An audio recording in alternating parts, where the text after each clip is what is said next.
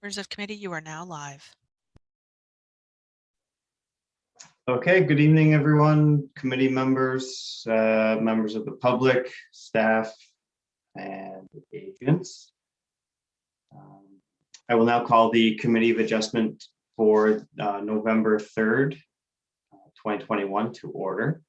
I would like to remind the committee staff and our viewing public of the electronic participation policy for virtual meetings. Staff and delegates are reminded to keep their video and microphones off until requested by the moderator or members of the committee. The full corporate policy 050 regarding electronic virtual meetings is now available online to review. Further, in the event of a connection or service interruption that occurs that affects quorum, we may recess the meeting for up to 15 minutes in order to allow for the committee to regain quorum. If quorum is not achieved, the meeting will be adjourned. All rules for delegations under the city's protocol bylaw continue to apply. All members of the committee participating online video conference will vote by a physical show of hands. So I will ask our clerk to take attendance. Michael Bodner. Dana Mizniak. Present. Virginia Kershaw. Present. Christina Brooks. Present. Greg Kempa. Present. Tara Gaskin. Present. Thank you. Thank you. I'll ask at this time if any committee members have any conflict of interest for any of the items on tonight's agenda. I see none. So now we'll just share our typical kind of rules and procedures as it relates to this Committee of Adjustment meeting. So this meeting is held in accordance with the provisions of the Planning Act. The purpose of this meeting is to discuss minor variance, consent, and severance applications and give members of the public the opportunity to ask questions, express concerns, or provide a comment either in support or against the application. Each hearing is generally dealt with in accordance to the order that they appear on the agenda. In the event that the hearing is not completed on this date, it will be adjourned to a later date, at which time the committee may hear further submissions. At the conclusion of each hearing, the committee will make a decision on each application. The names of those individuals who speak on any item tonight will appear within the meeting minutes. Anyone wishing to receive further notice of hearing, including a copy of the committee's decision, please contact the city's clerk department. Minor variance decisions are final if there are no appeals 20 days after the committee's decision, and consent decisions are final if there are no appeals after 20 days after the notice of the decision has been issued. So tonight's order of delegations will be as follows. We will have the applicant or agent join us on screen to present the details of their proposal, followed by a question period from the committee. Next, we will have staff join us to present the details of the staff report and the recommendation, followed by a question period from the committee. Then we will open up the public hearing to the public and invite any delegations who have registered to speak this evening to voice their concerns or comments and ask any questions. And we'll have an opportunity for the agent and staff to respond to any questions at that time. And if the committee is comfortable, we will be making a decision on each application. So with that being said, we'll get right into the agenda this evening. The first application on the agenda is minor variance application A3821. I have a couple individuals registered under the agent for this one.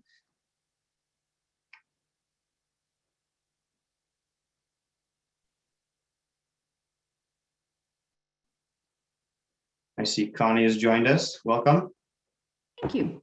Thanks for having me. And Jeff as well.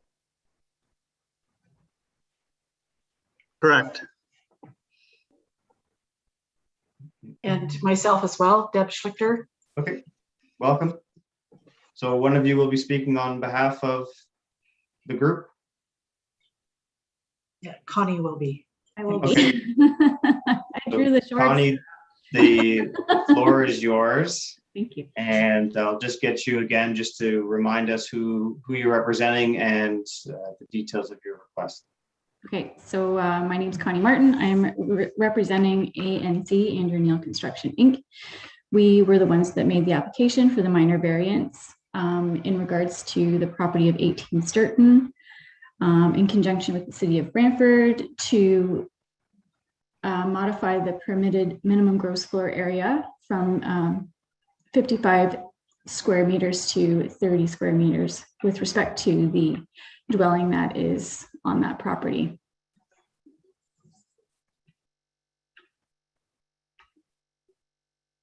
Okay, any other details at this time? I mean, that's the short story of it. The property owner requested through open tender for dwelling units on that property with our scope of work, and through a minor variance application, converting the initial semi to a 4 individual unit dwelling. Okay. I'll ask if the committee members have any questions of our applicant at this time. And I see no hands, so we will bring staff to join us to present the staff report and the recommendation. Welcome, Sarah. Thank you, Chair. I'm just going to share my screen. Okay.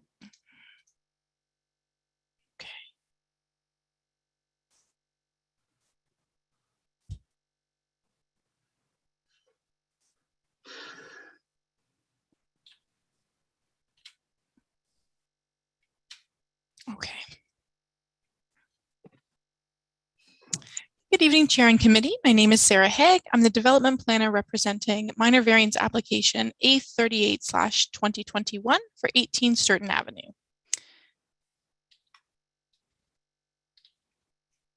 My computer doesn't want to participate. There we go. So planning staff have received a minor variance application for 18 Sturton Avenue. The property is located within an existing residential neighborhood. The lands are designated residential in the official plan and floodplain residential conversion zone, FRC, in the zoning bylaw.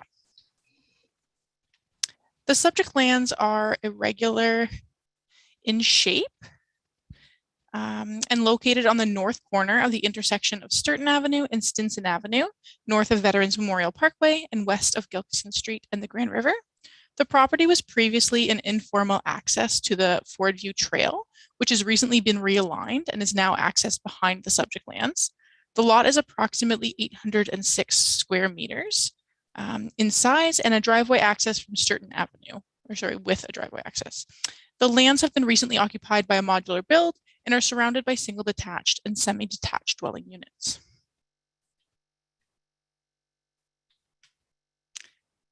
A site plan control application, file number SPC-01-2021, was approved on August 17th of this year for a semi-detached dwelling, which has since been constructed.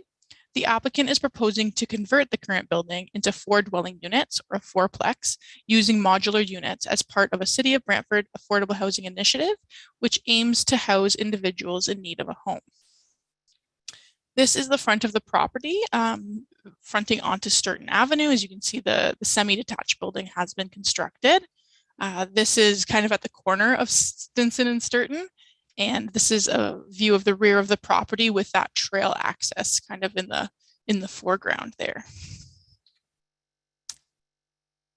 So to facilitate the creation of the 2 additional units, the applicant is seeking relief from section 7.8.2.1.8.2 of zoning bylaw 160-90 to permit a gross floor area of 30 square meters per unit for a converted dwelling, whereas 55 square meters per unit is required.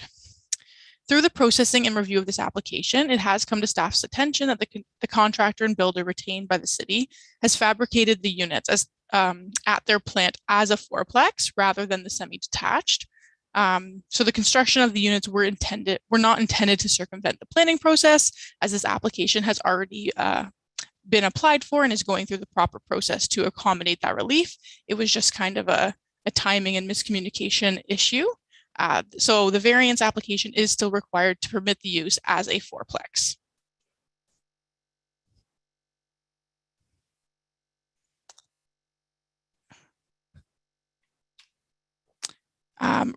So residents within 60 meters of the subject property have been notified of this application.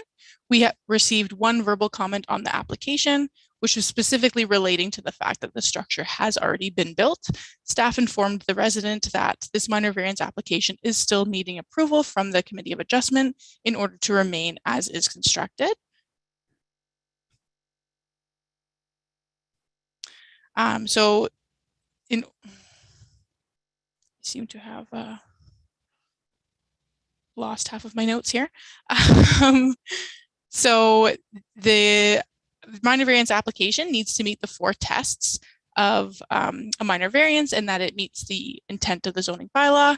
The intent of the official plan is minor in nature and is desirable for the development of the lands.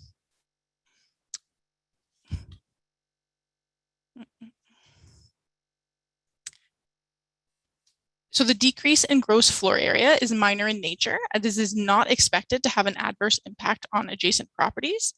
The required off-street parking for the additional units is to be provided on site, and no other variances are required. A site alteration permit is required to facilitate the construction of the parking area. The application is desirable for the appropriate development and use of the lands, as the dwelling will still provide an appropriately sized living space while providing a home to those without one. The provincial policy statement, growth plan, and official plan all encourage a range and mix of housing types to accommodate the anticipated population. Section 3.1 of the official plan encourages residential intensification and promotes affordable housing. Targets for affordable ownership housing and affordable rental housing will be established in the Brantford-Brant Housing Stability Plan. The current targets in the Brantford-Brant Housing Stability Plan are to provide an increase of 506 units of municipally owned and operated affordable rental housing by 2030, and an increase of 337 units of affordable rental housing owned and operated by nonprofit and/or cooperative housing providers by 2030. This development will contribute to meeting this target. Accordingly, it is the opinion of staff that the requested variance to allow smaller unit sizes will contribute to a range of housing options in Brantford in accordance with the applicable planning policy framework, and will therefore maintain the general intent and purpose of the city's official plan. Section 7.8.2.1.8.2 of the zoning bylaw requires converted dwellings to have a minimum gross floor area of 55 square meters per unit. The intent and purpose of the zoning provision is to ensure that units within converted dwellings provide sufficient living space for occupants. The conversion of the unit will require the approval of a building permit in accordance with the Ontario Building Code.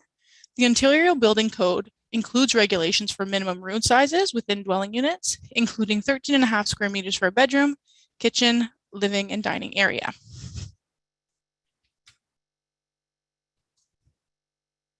Sorry.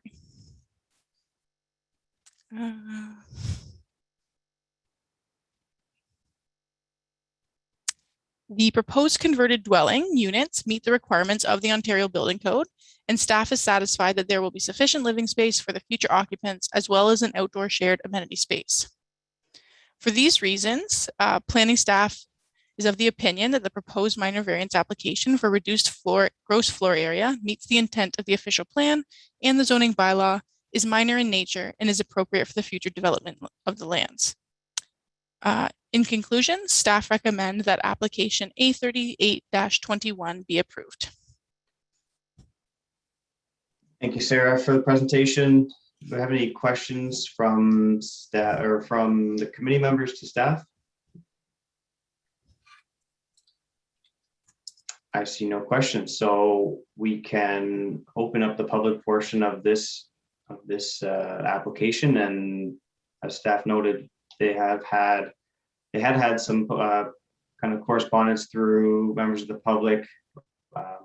Nothing written in the staff report, and I'll just confirm with our clerk that we have no registered members of the public to speak That is this correct. evening? Okay, thank you. So with that being noted, I can formally close the public portion of this item. And I will ask the committee if there's any further questions of clarification. Greg? Thank you, Mr. Chair, and through you, perhaps a question back to staff. I wonder if we could get a bit more detail on a miscommunication between how we went from semis to fourplex, and, sorry, 4 units from 2, and a bit of background on how that happened. It seems a fairly big miss on my part, from my part. Thank you. Through the chair to the committee member.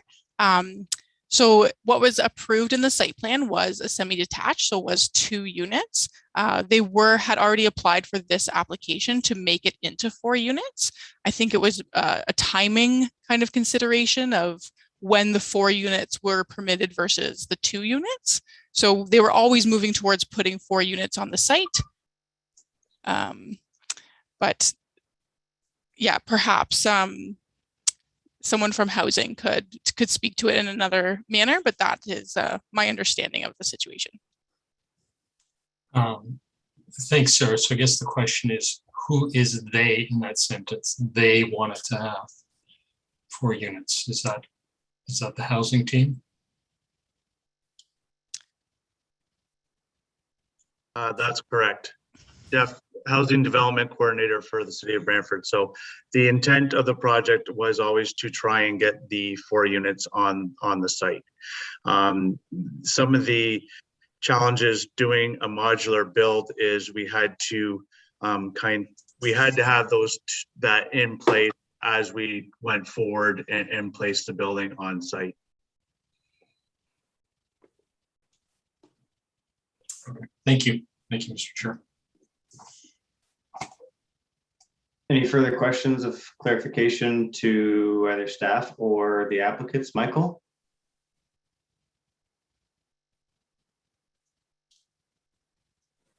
Yes, to the staff through you, Mr. Chair. Are there any considerations regarding local parking concerns? Through the chair to the committee member, no, the application does meet all provisions of the zoning bylaw and is likely in excess of what is to likely be needed on the site. Okay, thank you. Last opportunity for questions of clarification from the committee. And I see none, so I'll look to the committee now to put a motion on the floor and make a decision. Virginia? Yes, Chair, through you, I'll move that application A38-2021 for 18 Sturton Ave be approved as noted in the agenda. And a seconder, Greg. Does the committee have any discussion to be had on that motion? And seeing none, we can ask our clerk to call the vote. All those in favor of the motion, before you please raise your hand and leave it raised until you hear your name called. Tara Gaskin, Dana Mizniak, Greg Kempa, Christina Brooks, Michael Bodner, Virginia Kershaw. The motion carries unanimously.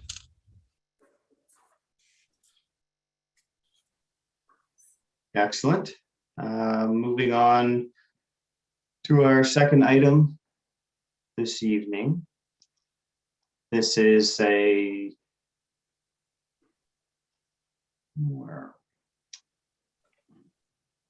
bunch of applications here. So we have consent applications B23 and 24, as well as A40 and A41 2021 for 106 Oak Street. I see Mr. Phillips has joined us. Thank you, Mr. Chairman, members of the committee. Bob Phillips from J.H. Cahoon Engineering Limited. I have Rashika Anguish from the Anguish Group with me tonight, and I believe the owners are also on the call. Dan and Carolyn Brown.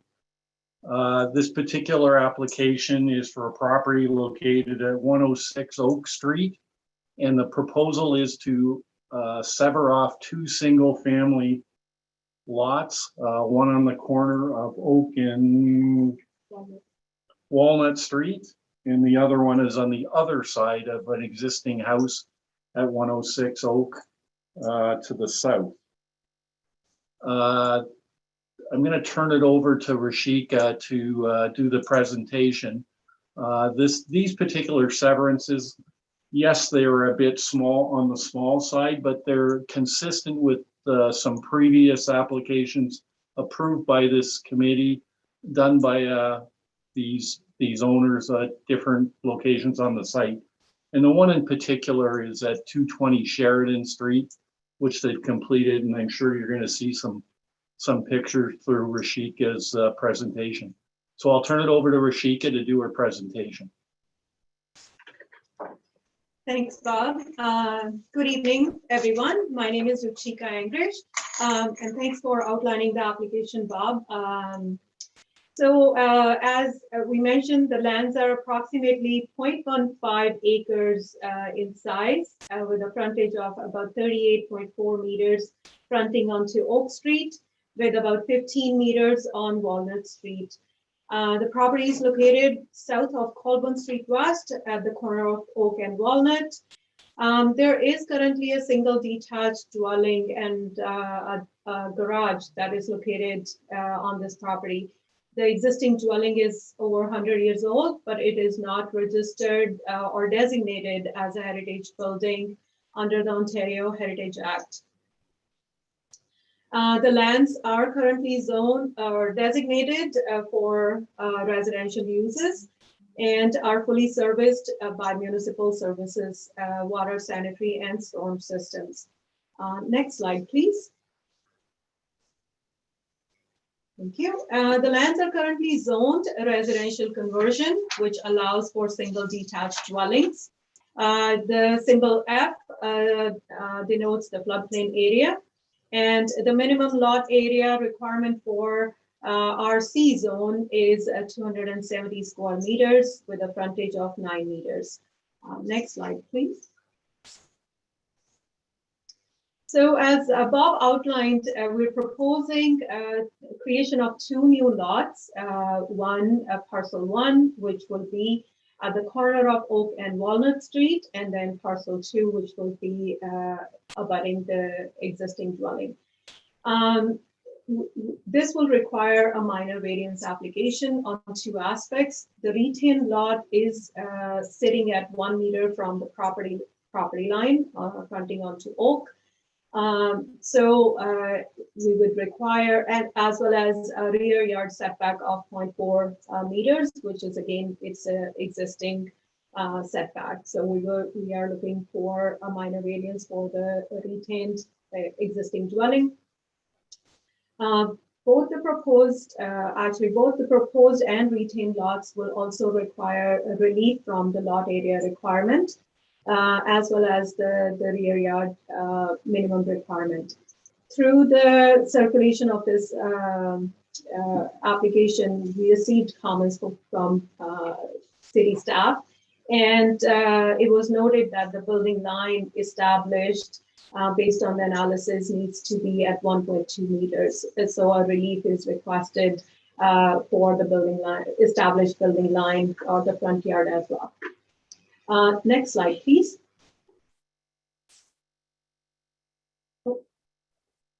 So in this slide, we wanted to highlight there's a number of examples of smaller lot sizes, and these properties that are highlighted in two different colors, they just simply show the properties that are less than 270 square meters within the RC zone. And there are mixed dwelling types within this area. There are singles, townhouses, as well as semi-detached dwellings within the neighborhood. The proposal for two new lots, it represents infilling of underutilized lands and we believe that it is compatible with the surrounding neighborhood. Next slide, please.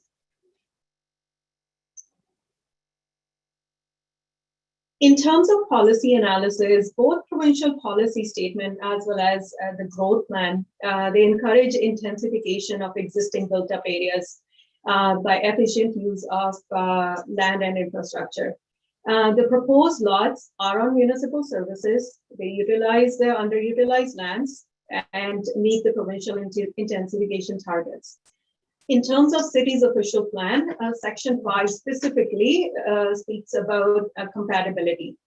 The official plan, which is recently approved by the ministry, it encourages intensification if the development is compatible with surrounding areas.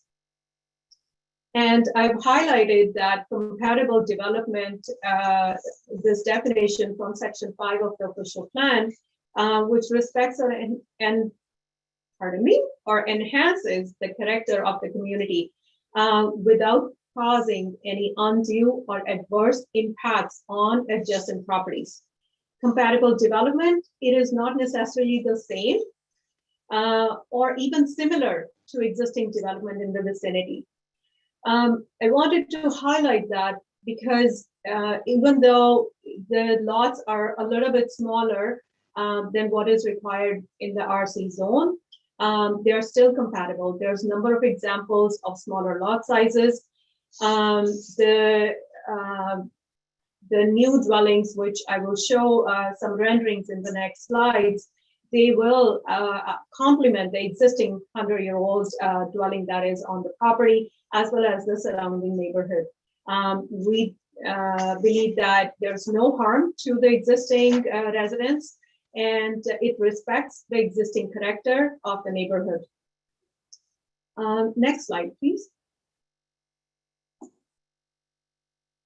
So these are the two renderings that the owners are proposing on each of the lots, parcel 1 and parcel 2. And you will see that, again, respecting the character of the area, even though these are smaller dwellings, but this is something that is being built, and the current owners have currently done a couple examples within the city. Next slide, please. So these are the examples that we wanted to highlight. The one is on 220 Sheridan Street, and the other one is on 162 Tollgate Road. These are the new dwellings that have been built by the owners. And again, at the 220 Sheridan Street is the property has recently gone through a severance application, which is about 190 square meters. And this is a dwelling type that has been built on it. So as you can see that, the proposed lots can be built with meeting the zoning bylaw requirements for the lot setbacks, as well as for the amenity space, and meeting the character of this neighborhood. Next slide, please. So for minor variance, again, there are 4 tests, which it is official plan conformity, whether it meets the general intent of the zoning bylaw, whether the minor variances are desirable for appropriate development of lands, and if it is minor. As I mentioned, that both these lots provide compatible lot sizes. The established lot lines, there are many examples within the neighborhood which are even less than 1.2 meters, 1 meter established lot line. We respect the mathematical calculation that we have to actually go through when we are doing the analysis, but the established lot lines in this neighborhood are even less than what is being proposed. There are again many properties with similar established front yards. In terms of amenity space, that was one of the concerns that was raised by city staff. We do note that it's more than 40% of amenity space, which is highlighted in green on the site plan here, and that's the amenity space that is being provided. Parcel 2, it shows, which is on the south on the screen, it shows about 47% of the amenity space, which is in line with many lots in the area. It should be noted that there's no zoning bylaw requirements for amenity space. Parking and all other aspects of the zoning bylaw requirement will be met. Oak and Walnut Street, they're currently developed with mix of older residential units, as I had mentioned earlier. These two new lots, again, they will be developed with the same form.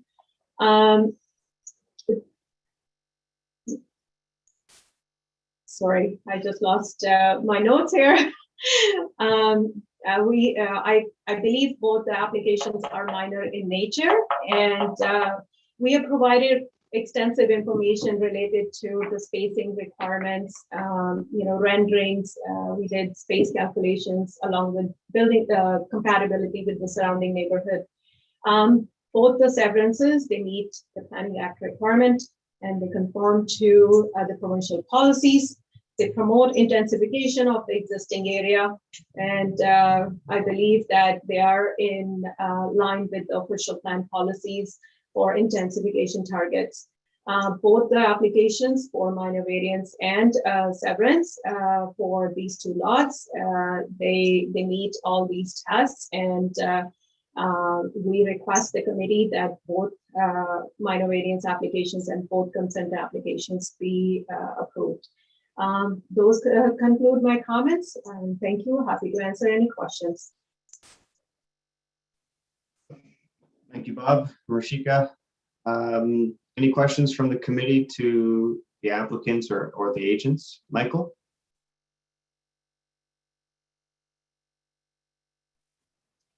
Yes, through you, Mr. Chair, to the applicant. Can you not redesign your proposed severed sections to meet the official city plan and the zoning bylaw? Yeah, go ahead. Through you to the committee member, it's intensification of the site, and anytime there's infilling that comes with a little bit of relief that is required from the zoning bylaw. We are able to meet all other requirements, but the lot area and the rear yard requirement was the one. We have redesigned the plan a few times, and this is the best that we came up with after a number of consultation discussions with both the city and the client. One of the, just maybe a little bit further, one of the things that happened here when you sever off these two lots, you flip the definition of front yard and side yard, which resulted in a couple of the variances on the existing home that's, going to end up on its own lot. I think you can see from the examples that Rashika presented, 220 Sheridan is been a very successful sort of development for the owners on a very small lot and a similar size of dwelling unit on that lot. So, that is very representative of what we're proposing in this case.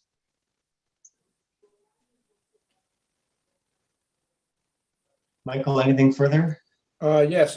Well, what concerns me is that the applicant feels that they meet the tests of the Planning Act, but the staff don't. That's the only thing that concerns me there. So I guess we have to reconcile it somehow. That's why I asked if there was any way they could redesign their proposed plan. Thank you, Mr. Chair. It's always tough. You're balancing off setbacks versus amenity space versus lot coverage. You know, it's always tough to do all those things on a piece of property when you're trying to create additional lots. Okay. Thank you. And through you, Mr. Chair, thanks for your time. Greg, did I see your hand? Thank you, Mr. Chair. You did. To Mr. Phillips and company, there's maybe a little bit of resistance coming. Have you shared your plans around the renderings and the ideas that you've had with anyone outside the committee or any people that might be objecting to what you want to do here? Certainly all the information that is presented by Rashika's PowerPoint presentation was provided to the city. But I also understand that the owners had gone to the neighborhood with these plans, and the information that I have, and I'm sure they'll pipe up here, is that they did not meet with very much, if any, resistance from the neighborhood with respect to this proposal. Recognizing there was one letter of objection in the report. Yes, there was one letter. So we did go through the circle of houses. Probably 90% of the comments that we did get were, we just assumed that's what you were going to do because of the size of the property. The property had been in the same family for 70, 80 years. So nothing really could have done with the property. So they just knew that it was going to happen. We didn't meet with any resistance at all. Okay. Thank you, Mr. Brown. Thanks, we also brought along with us pictures of the houses that we are going to build and the pictures of the houses that we have built. And they're more than thrilled with what we're going to do. Another concern that they had was that we weren't going to do rental properties or a duplex or fourplex. That was really their only concern that anybody had. Thank you. Thanks, Bob. Chris? Yeah, so when you circulated the information to the neighborhood, the property owners right beside and behind the property, were they receptive to what you were doing then? So the one that there was a letter from, we could never get by knocking on the door, nobody ever answered. So that was one of. It's not the people right beside. So, oh, sorry, yeah. The property's right beside? Yeah, right beside and yes. Right behind. Yes, yeah. They were receptive to it, and they were some of the ones that just assumed that's what was going to happen with the property. Okay, and the two examples of the builds that you did, so the one on Tollgate and the one on Sheridan, yeah. Were they renovations or brand new builds to look like old? It's a great question. Thank you for the comment. So yes, when we build a house, we build it to look old. They're totally brand new houses, right from the ground up. Tollgate house, we had to tear down, rebuild. The Sheridan house, we severed the lot and built new. And we chose on Tollgate, we chose to put the same house that was there. So what had to come down and what the community had grown accustomed to seeing was a house that was abandoned for 40 years or a very long time. The house had not been occupied. And so when we acquired the house, and it was determined because of the bad foundation, it had to come down. When we bought it, the intention was to renovate what was there. But because the foundation wasn't good, we had to take down the house. And it was our choice to put back up exactly what was there. On Sheridan Street, so that was Tollgate. Yeah. And on Tollgate, like you can't tell that it's a new build. It is in keeping with what was there, and hence the why you're inquiring is that new or renovation. The house on Sheridan Street, we'd severed up the lot to do that property. And when we built that, we found a house that was sort of that would fit on that property. And it is a house that was built in the spirit of, or in sort of a mock of the Mackenzie House, which is a house that's in Toronto. So that's.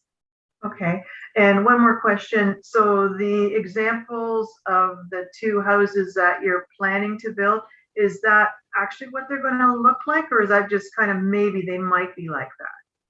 Our goal is to build similar to that. The footprint is obviously, it has to fit the lot, or has to fit what that's approved.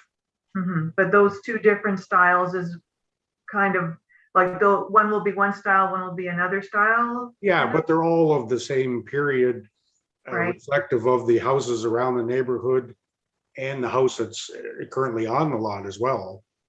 We're very passionate about architecture. Like it's not I don't mean to use the word cookie cutter, but it won't be that the house that will go on will be a unique build. It won't be. So I guess really what your question is that the exact house? Like Dan has the idea in his head, like he wants to build that man's version. that special roof line, like that's important to him. Yes. Right. So I also sit on the Grant County Heritage Committee and the Heritage Committee in the city of Brantford. So I have, heritage means a lot to me, and the look of the houses. Okay, that's great. Those are the only questions I had. Thank you very much. Any other questions from the committee? Virginia? Through the chair, I just wanted to ask the applicant, what will their plans be if the committee decides to approve what staff is recommending? What's going to happen with this lot if the committee decides to follow staff's recommendation? Have you thought of that? Your next steps, what you're going to do?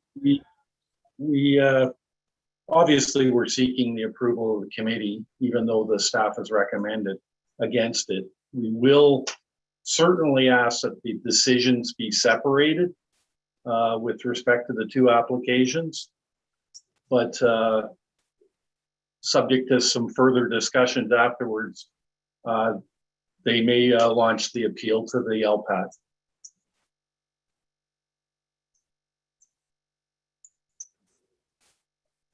Any further questions from the committee? I have two questions. I have one question for the agents and one for the applicant. So I'll ask the agents first. The established building line, you had mentioned that there were some criteria that and some calculations that had to go into establishing that line. Is this your interpretation of the established front building line, or is this staff's interpretation of that setback? They were done in conjunction with discussions with staff. Okay, and that setback is at 1 meter, or is it required to be 2.1 or 1.2? I heard a few different numbers. I'm just trying to make sure I've got it clear. I believe it was at 1.2. And the existing house is at 1 meter, so that resulted in one of the variances. The new houses will comply. Okay.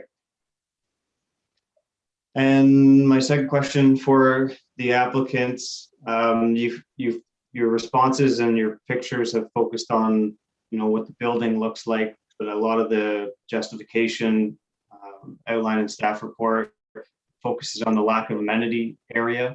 So I'm just curious on how your building designs enhance or contribute to a positive usable amenity area. I'm sorry, Tim. Maybe I don't understand your question. Sorry. So I guess the question is there seems to be a lot of focus in the staff report on lack of amenity area, So given the size of the small size of the lots proposed. So I'm just curious on how you plan to make the best use of that amenity area that's available to you. landscape. Like, So I guess yeah. if we can go back to 220 Sheridan, when we severed that lot, the existing backyard, we had some over aerial shots of the existing backyard of that and what they've done with that property. And actually the people that have own 220 Sheridan both love that there's very little amenity space in the back, which I believe that we'll have more of on these properties here. But I guess we do what we can to make the most of it. A lot of people are moving from apartments and condos into houses that just to get out of. Like the condo fee thing, right? Yeah, With so- still having some area to, it's bigger than a condo, but not a lot of work, right? Like, I know for myself that when we were on Sheridan, that there wasn't a lot of yard to care for. Like the amount of money that you had to put into landscaping to get it so that it was pretty. Do you know what I mean? Like you want your backyard to be nice. You want it to be. I mean, I think that it probably even worse with COVID, that so many people are staying home and they want their yards to be nice, but you're still busy. You don't want all of the care of a large backyard. You can still feel like you're outside and enjoying the area, because it's, you know, you've got your lawn chair and you've got your patio table. Like there's room for that. You've got your barbecue. There's room for that, and you don't have condo fees, right? Like it's. And you have fences. Yeah. And really, I guess really, on Sheridan Street, not the house that we built, but the existing property, that the yard in that property is so small. And what they did with that property, like the new owners, what they did, it looks so good. Like when we walked into their backyard, which, you know, I mean, it's people's talent, right? So that they have a fence and they have an actual front door, that when you walk into their backyard, then they have like a patio, and they have some fresh gardens. Like it just looks so pretty. The smaller space looks good. That's okay. Good. Thank you. Any further questions? Sorry, if I may, if I can add to that comment, Mr. Chair, I understand that the staff in their report have highlighted the amenity area specifically for the retained lot. Understandably, parcel 1 still has more than 50% of the lot as amenity space. Parcel 2 has about 48% of the lot as amenity space, which is almost half of the property. The retained lot currently sits at about 41% of amenity space. However, there is an addition that was done at the back of the property, which is something that the owners have considered, and maybe if you would like to speak a little bit about it, that if needed, and as part of the approval of these applications, maybe put a condition in to remove that addition, which is, again, that will give that additional amenity space for the retained lot. So something that, we have discussed, and we understand that the retained lot amenity space is the one that has been highlighted by staff in their staff report. So if that satisfies, we are open for removal of that addition as well, and we can deal it through our site plan applications when we go through the 2 lots. Okay, thank you for that. Something to consider. Michael, did I see your hand? Question?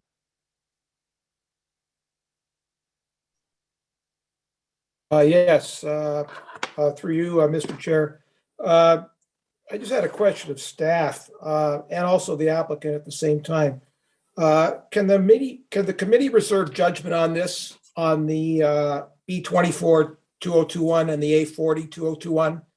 The two resolutions that the staff recommended refusal. I'm just wondering if the builder and the applicants can get back to staff and retweak it so that it will meet the requirements of the Planning Act. Is that possible? Before you respond, perhaps, because we haven't heard from staff yet in their presentation, so perhaps we can hold on to that thought and allow, I think it's Sean is the planner on this file, so Sean can do his presentation and provide his recommendation, and then we can ask further questions of staff afterwards. Okay, that's fine, Mr. Chair. I'll hold my question until then. Thank you. And then for the applicant's part, we can do the same. You guys can think about that one, and then once the presentations have been completed, we can revisit that question. So if there's no further questions of the applicants, I'll have staff join us and present the staff recommendation and planning analysis. Sorry, Dan, did you have a? Just one other comment. It is with great pride that I tell you about other, like the other two houses that we've built, both of them, and other houses that we've just renovated.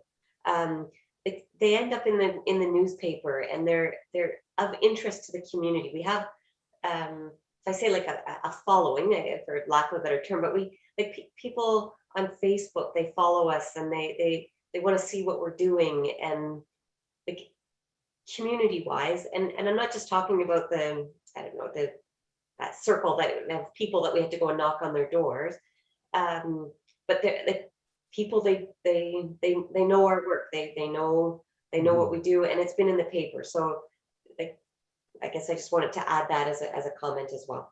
So staff report. We're going. Thank you. Okay, Sean is here, our planner. I'll throw it over to Sean to provide his presentation. Thank you, Mr. Chair, members of the committee. My name is Sean House. I'm an intermediate planner here with the City of Brantford. And I'm here because we've received 2 minor variants and 2 consent applications for the lands municipally known as 106 Oak Street. The subject lands are located on the northeast corner of the Oak Street and Walnut Street intersection. And the property is designated residential in the official plan and zoned flood residential conversion in the zoning bylaw. The lands are occupied by a single detached dwelling, as shown on this slide. And the applicant is proposing to sever the subject lands to create 2 additional lots for the purposes of constructing a single detached dwelling on each proposed lot. And the existing single detached dwelling is to remain. As the applicant mentioned, several minor variances are required, and I'm going to go through each application separately. So this is the proposed lot for application B23-2021, and it is proposed to be 222 square meters in area. And the retained lands of this application is shown in this photo, proposed to be 370 square meters. And as the applicant has shown, this is the example they submitted of the building typology that they intend to build.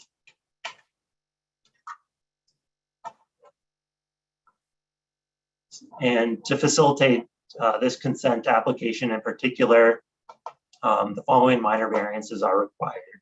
So the first ones relate to the severed parcel, and that's to permit a minimum lot area of 222 square meters, whereas 270 meters is required, and permit a rear yard of 3.75 meters, whereas 7.5 meters is required.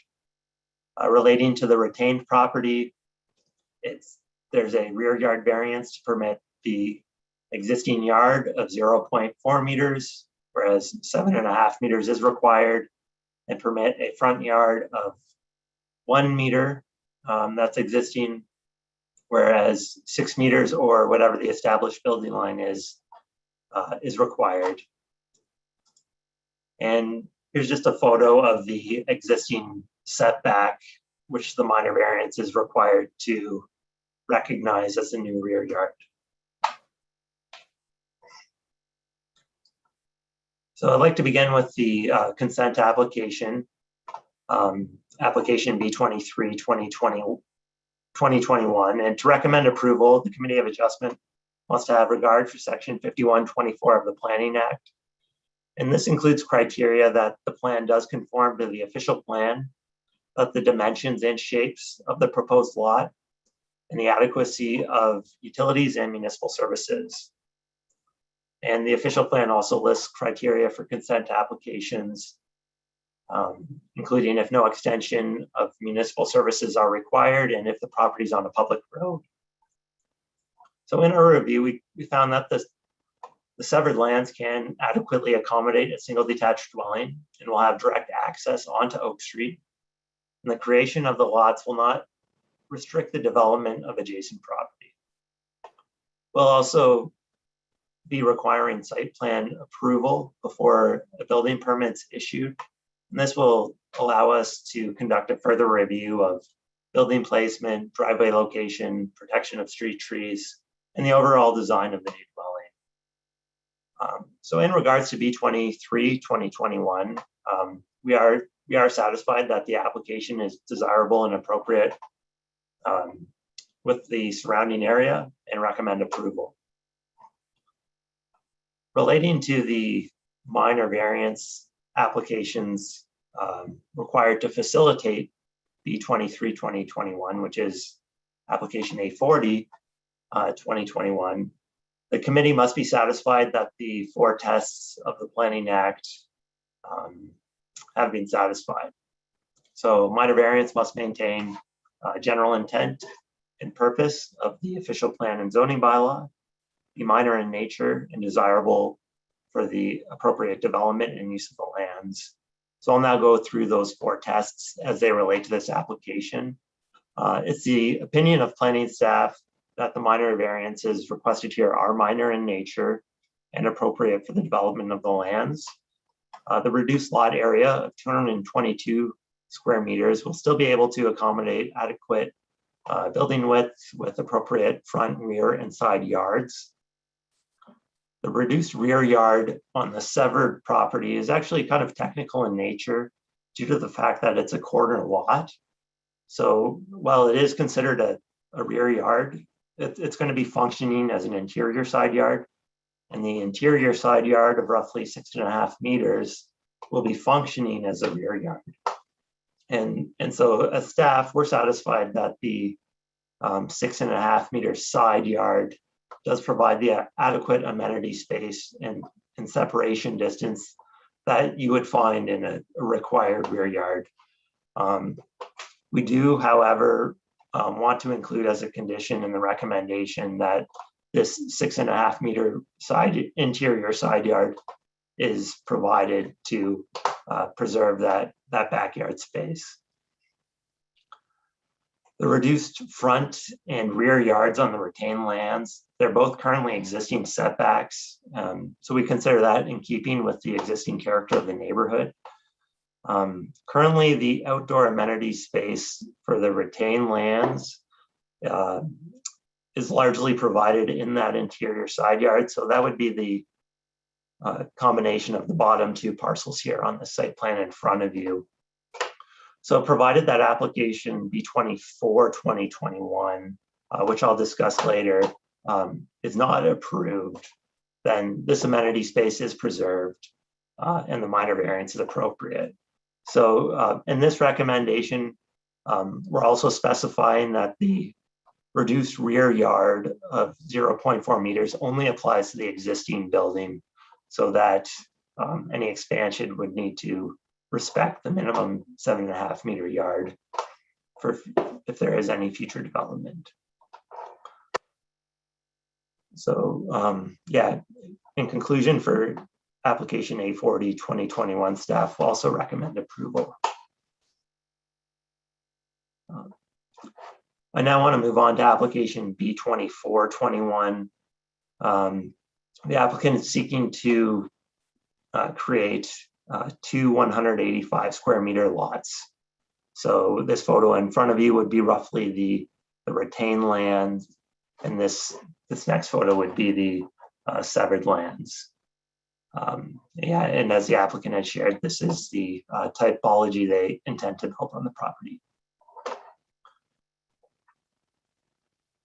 To facilitate this consent application, there are minor variances required.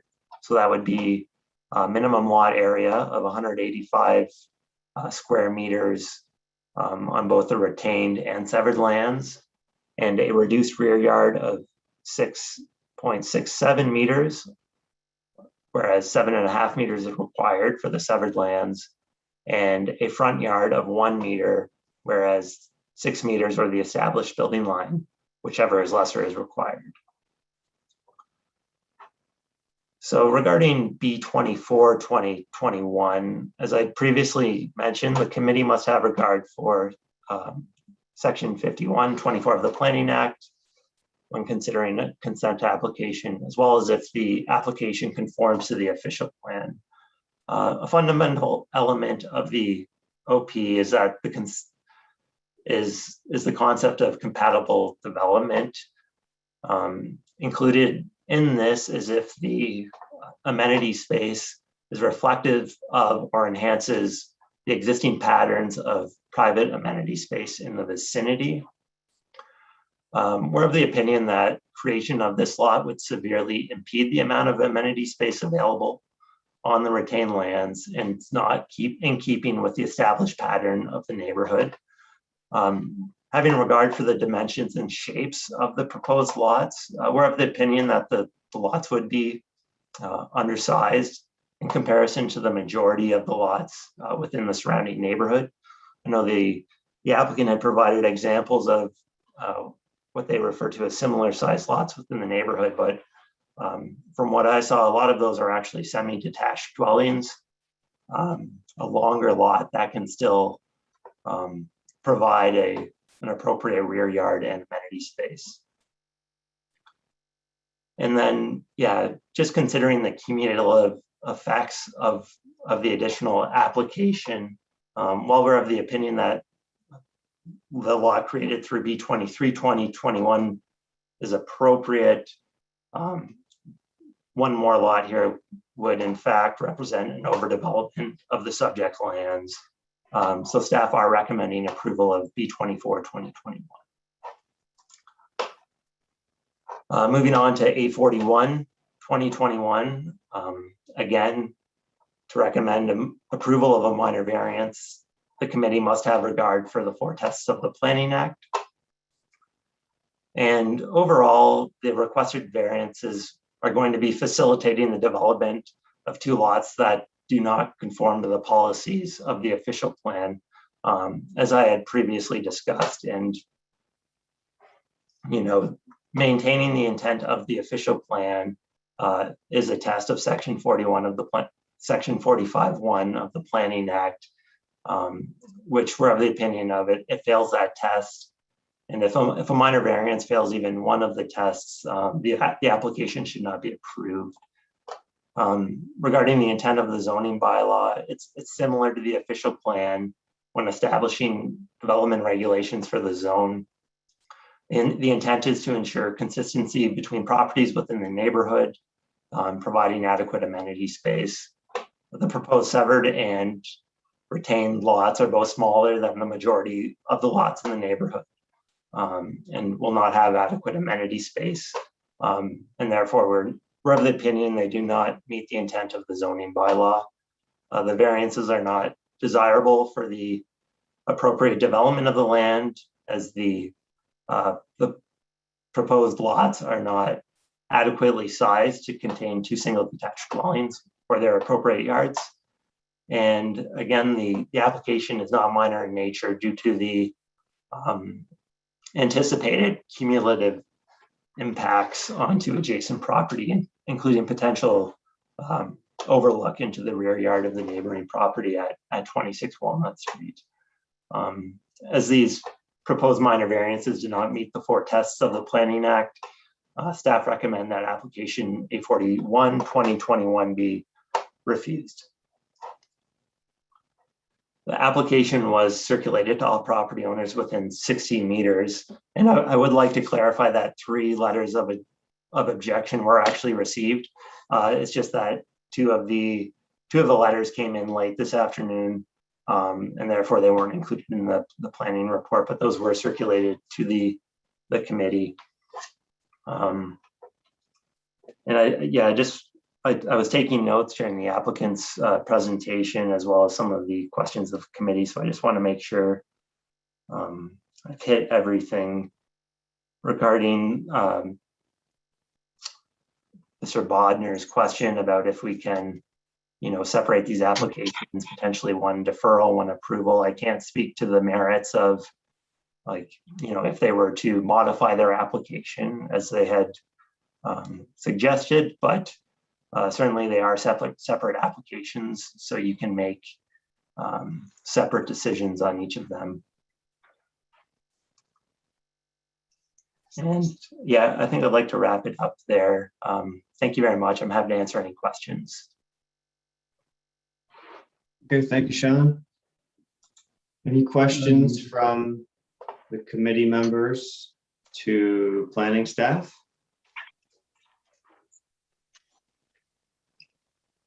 Virginia?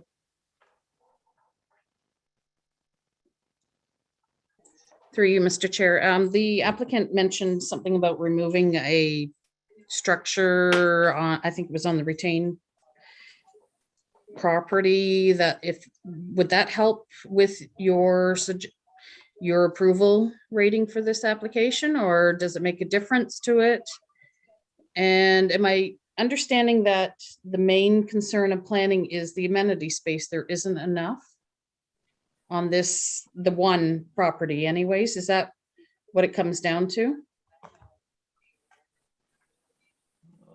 Through you, Mr. Chair, to the member, I'd have to see a revised plan. This evening is the first I've heard of this proposal to actually remove that addition. So I'd want to see some more details there of what it would look like, what additional space it would provide.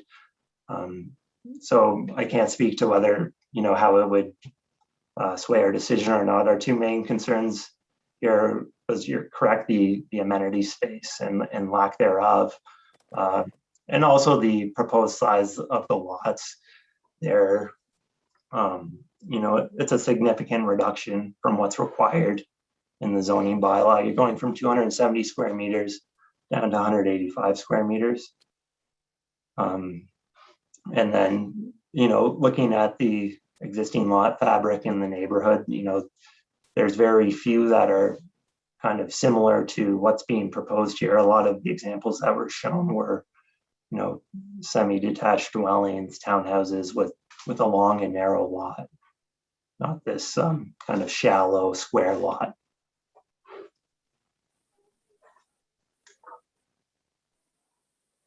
Sorry, I think sorry, Dan, just so I could jump in, we're just dealing with questions between the committee and staff at this point. So we'll have another opportunity for you guys to provide any final comments, just so we can keep things kind of consistent, maintain the flow. I did see Michael's hand for questions to staff. Yes, through you, Mr. Chair, I do have some questions of staff. I take it from Mr. House's interpretation then that there's not enough room currently for 2 houses on the proposed plan. Is that correct?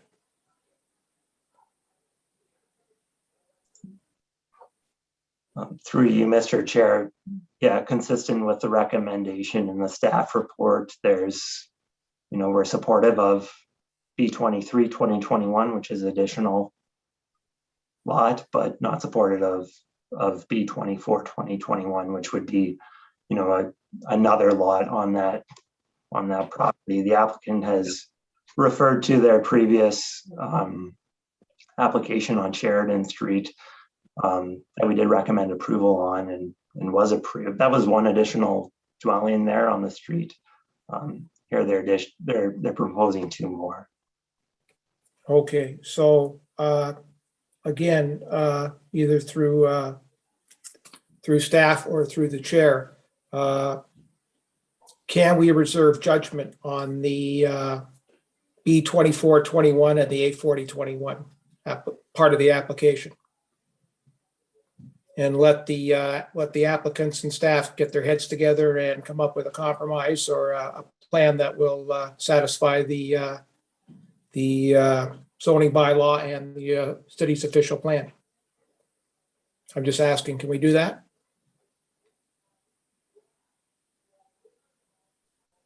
So just to clarify, I think the question would be, would staff be in support or willing to work with the applicants in order to revise an application to perhaps find some common ground?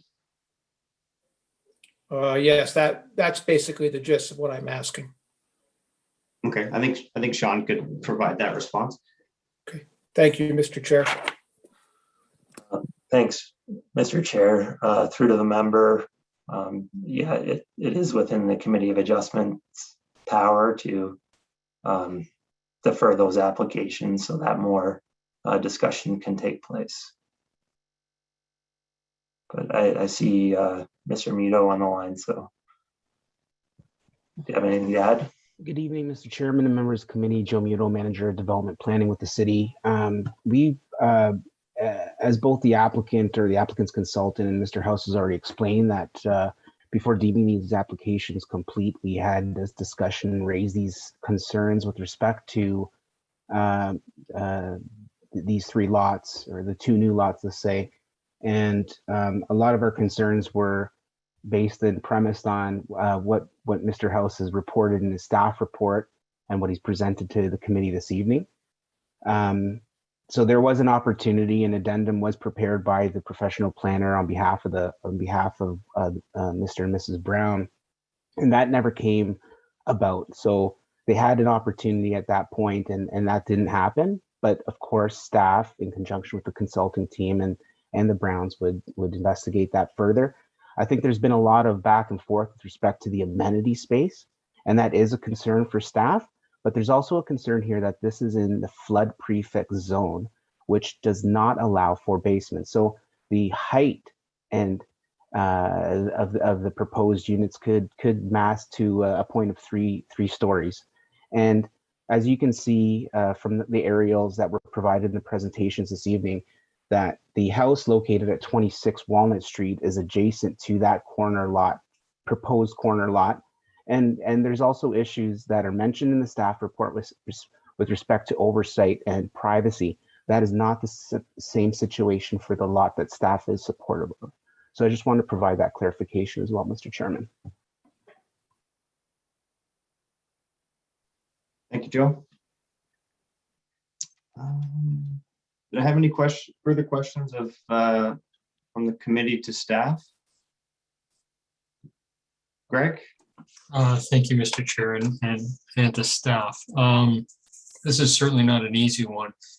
I'm going to test your memory, Sean. Do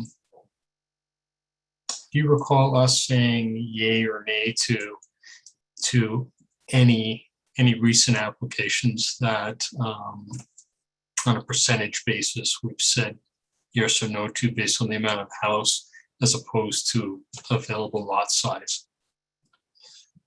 So I guess what I'm driving at is I appreciate it that it's a tight fit, but have we done tighter?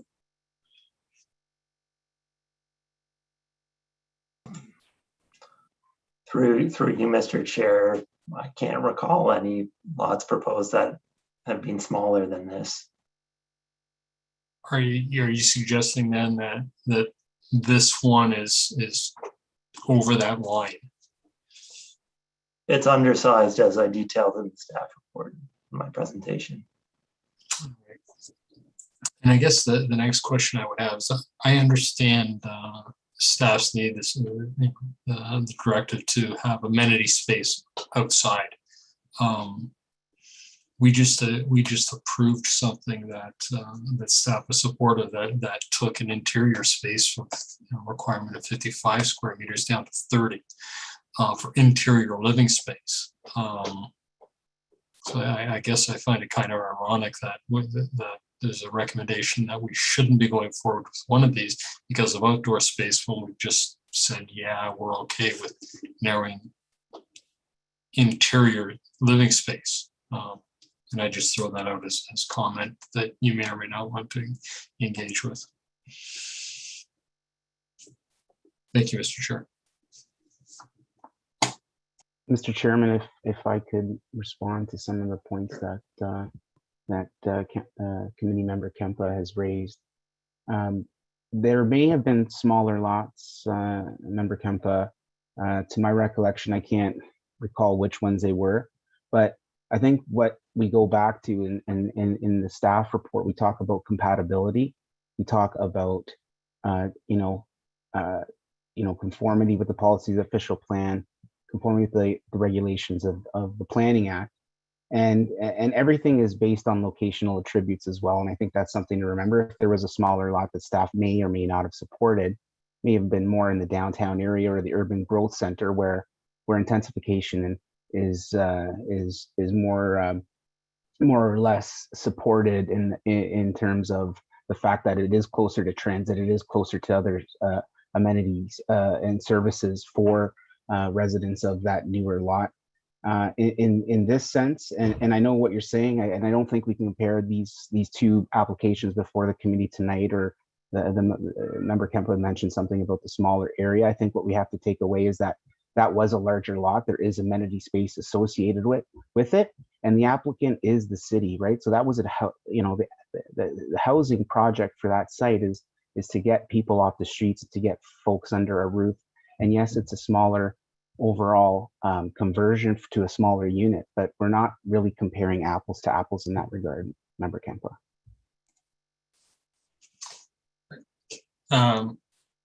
Thank you, Mr. Muto. I appreciate that comment. Thank you.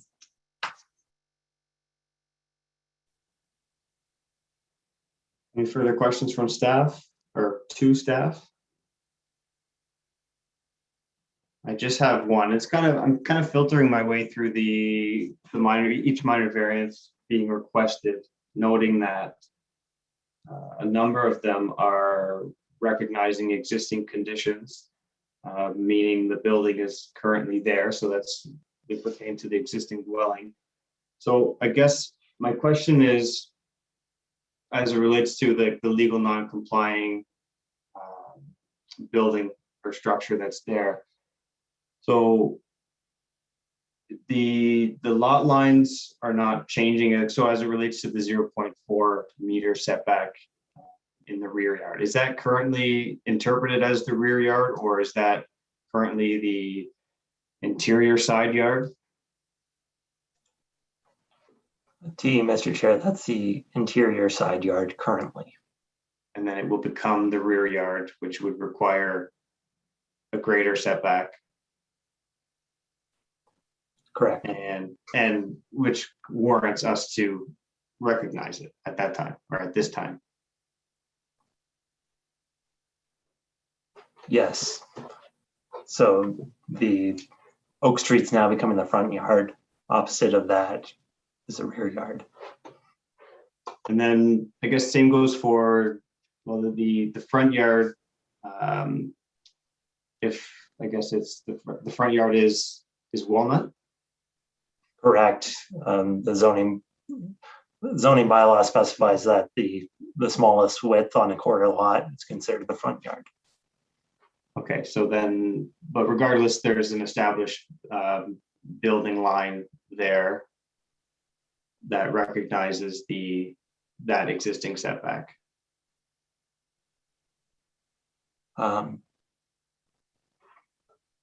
Through you, Mr. Chair, can you?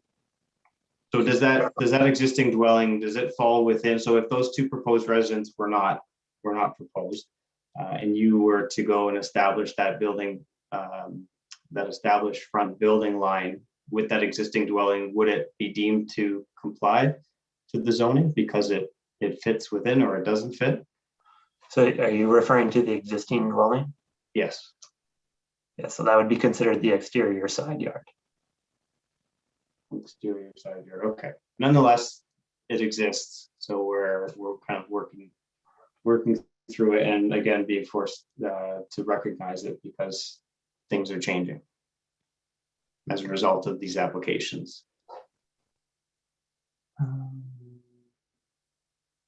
Okay. I think that's it for questions from me. Is there any further questions? Chris?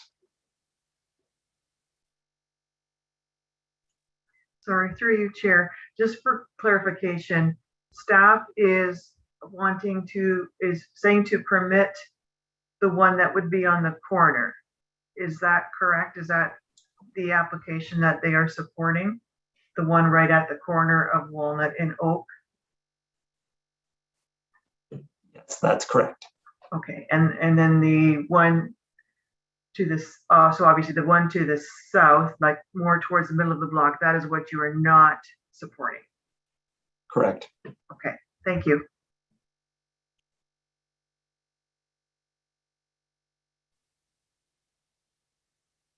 Questions from the committee to staff before we go to the public? Virginia?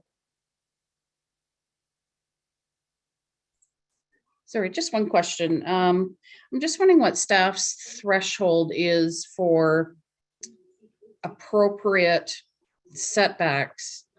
I'm looking back at some applications that we've done. I know we've approved many where we've seen to tried to fit them into lots, and we've really reduced some side yards and rear yards, and staff have been supportive of them. I just went back to a February one and we approved a rear yard that was only 1.8 meters, where 7.5 was required, yet this one is 6.67 that they're going to have, yet we're refusing it. I'm just not quite seeing the a trend or a threshold where a certain number is fine, where another one isn't fine. And I'm just trying to try to see what planning staff justification is here. If you can elaborate, Sean, first, that'd be great. Yeah. Through you, Mr. Chair, thank you for the question. Yeah, to elaborate, when we're considering minor variance, it's all very context specific. I can't speak to the application you're referring to back in February. Can't recall, but you know, this minor variance in particular for that reduced rear yard, that's, you know, facilitating the developments on a property that doesn't conform to the official plan. So it's failing that test right away. Again, if you're looking at the context here, you know, could create some overlook issues into the neighboring rear yard, that reduction. So, you know, things we have to consider when these applications are before us.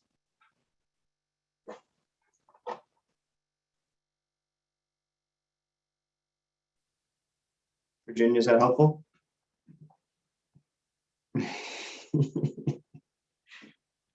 Tough question.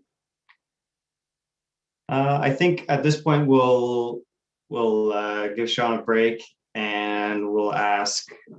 We'll go to the members or go to the public portion of this hearing, and we'll ask our clerk if there are any members of the public registered to speak to this item. There are none. And I will note that we have received the correspondence noted, the 2 letters today and the letter in the staff report, I believe it was. So the committee members have had a chance to review those concerns. And with no registered members to speak, I'll formally close the public portion of this hearing. And I'll ask the committee members, if there are any further questions of clarification to the applicant or the agent, or again to staff, it will also be an opportunity for the applicants or agents to provide any kind of final comments, but we'll start with questions first, and perhaps some of those final comments can be worked in. So Chris? Thank you. Through you to the Browns. Are those proposed houses going to be 3-story or 2-story? No, they're a 2-story house, and that's attic space up top. Okay, so there won't be like an overlook into the backyard? Because those windows are quite high in the room. So like when you're inside it's a 2-story house, and when you're inside the house, that the windows are so high that you'd never be able to look out from. They'd just be like regular windows, like what we have in a 2-story house that we have here. And the lot that's concerned that the planning committee doesn't like, there's no house right behind it. It's a row of backyards. It's, yeah. I think their concern was then that particular house that you're proposing to build would be looking into those backyards. So if somebody was, say, sunbathing or having a party in their backyard, the new house is staring down into the backyard of that house. So that's why I'm wondering, how tall is this house going to be? How many windows in the back? That sort of thing. Yeah, so they are both 2-story houses, and they're no taller than the existing house. Okay, thank you. Yeah. If you look at Sheridan Street, the windows up high, like on the top of the house, it's the same sort of design. Like it just adds a lot of light into the 2nd-story bedrooms and. Okay, thank you. Michael? Yes, to both the staff and the applicants, through you, Mr. Chair. Is there any way you can, that the applicant can revisit this with staff to come to some kind of compromise or an agreement where you will meet the zoning requirements and the official plan? I don't think the committee would like to turn you down on it, but we're trying to work with you.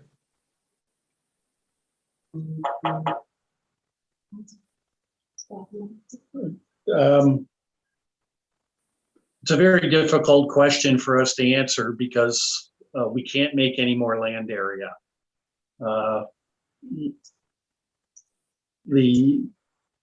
The second severance, we're proposing, we can't make it any bigger, which is what you're kind of asking us to do by revisiting this with staff. We can, if you'd like, we can kind of carry on and give our comments about some of the staff's presentations and their concerns, if you'd like at this time, or kind of sit back and maybe wait for our opportunity after a few more questions, whatever the committee would prefer. Michael? Again, through you, Mr. Chair, would you consider just building one house instead of two? I think the answer is no. Okay. Okay, thank you, Mr. Chair. No further questions from me. Are there any other questions from the committee to the applicant or agent or staff before I throw it over to Mr. Phillips for some final considerations and comments? Chris? Sorry, through you, Chair. Looks like there's a couple of mature trees on the property. Are they planning to be kept, or will you have to cut them down in order to put your house up? As of right now, no tree will be touched. Okay, thank you. There is a cedar hedge there between the two mature maple trees there. That hedge would probably cover. Okay, Mr. Phillips, the floor is yours. Rashika, do you want to go ahead first and then I'll kind of sum up at the end? Sure, we can do that. There were some of the things that were noted in Sean's presentation, which we wanted to raise.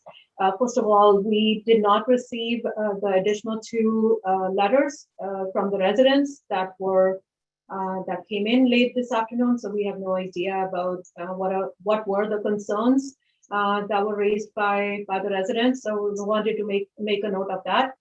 I think the owners have addressed the height situation, that it is going to be 2 stories. Also want to note that where the second lot is going to be, the one that is a concerned application, right now it's only a driveway and a garage. There's no amenity space for the current occupants of that house that are using, other than an open area and a garage. So with these applications, we're actually providing a little bit more amenity space for the current property. In terms of privacy, again, there's going to be about 20 feet in between this house and the properties to the back of this before I mean, if in case of privacy, like 20 feet, we believe is a lot of area of rear yard, and overlooking 20 feet is a lot of view that you would need to have. In terms of, again, going back to the amenity space concerns, as we noted that, the addition at the back of the existing dwelling, if the committee wishes that the amenity space is still not enough to address that, we have talked and that will give additional amenity space. We are currently sitting at the retained lot at 41+%. We also want to make a note that Sheridan property, the example that we have been using throughout this evening, the amenity space on that property only sits at 30%. So that was a recent severance, that is a recent build, so we want to make a note of that as well. I think I might have addressed, unless there were any specific questions, I think those were some of the notes I made. Yep. Just to kind of complete this, Mr. Chairman, members of the committee, this is an application, and obviously there's a difference of opinion between the planners about whether it meets the tests for minor variance. We believe it meets the test. We believe it's a good development proposal. It's consistent with the planning documents. Just maybe one item that,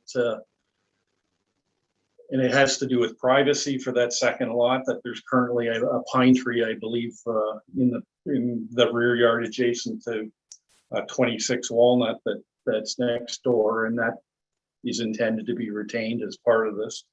Other than that, I think we're seeking the committee's decision on these matters to move ahead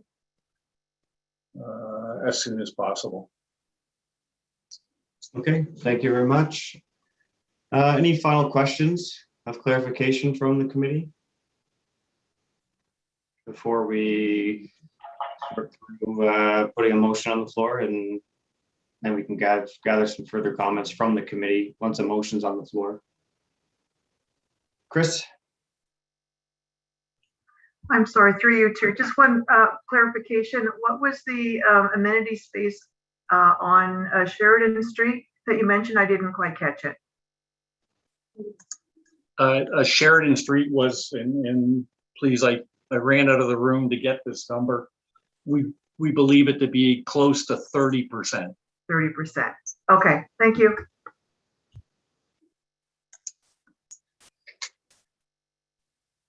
Any other committee members with final questions? Michael?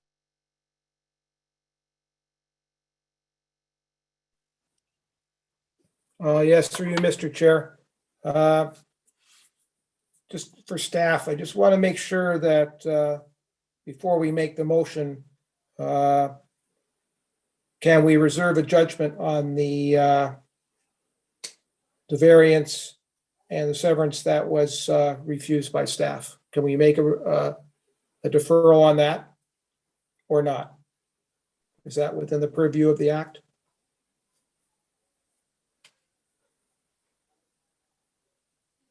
In other words, what I'm asking is, can we make a motion on one part of the application and defer the second part?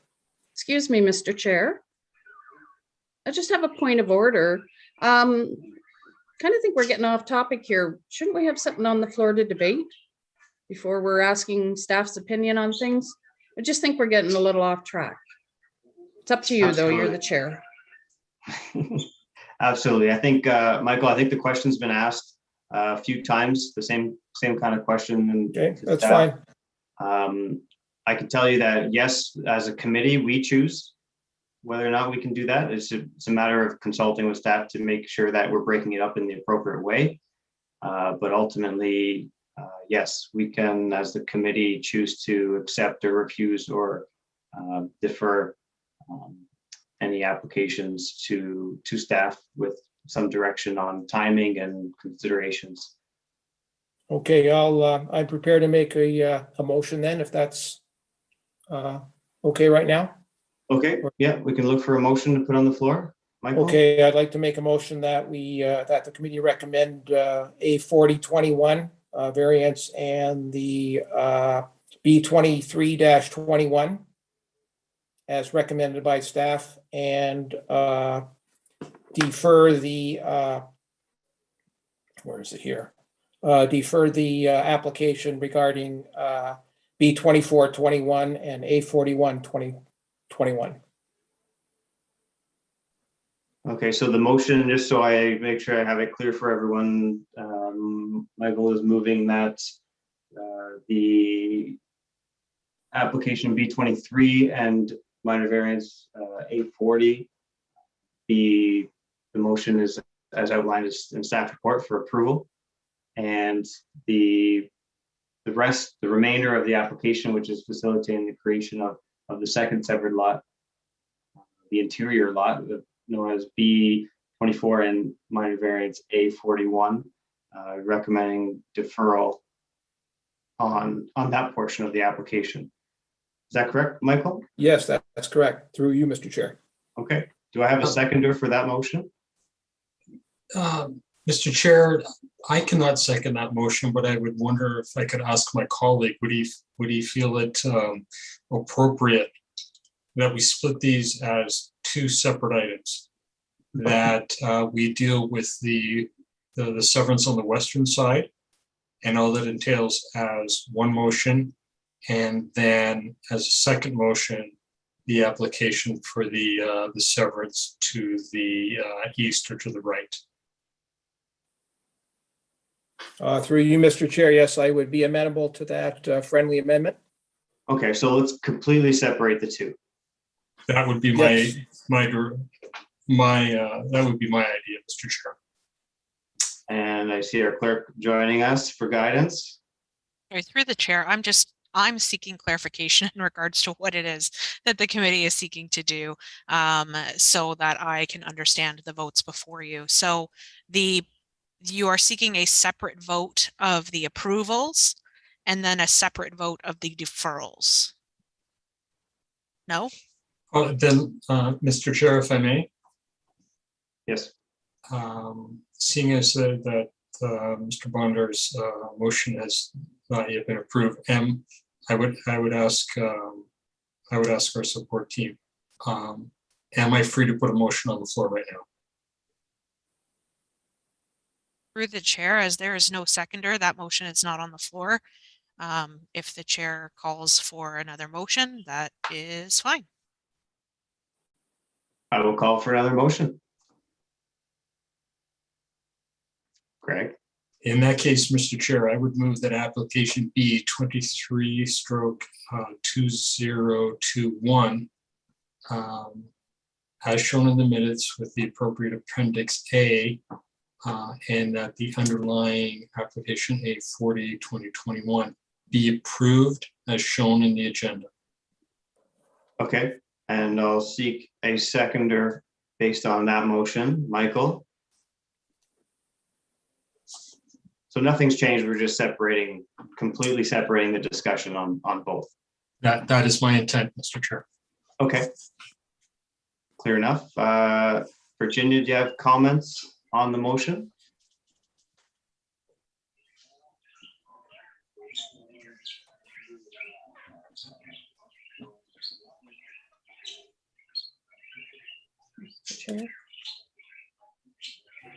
Virginia? Sorry, I'm having technical issues here. I just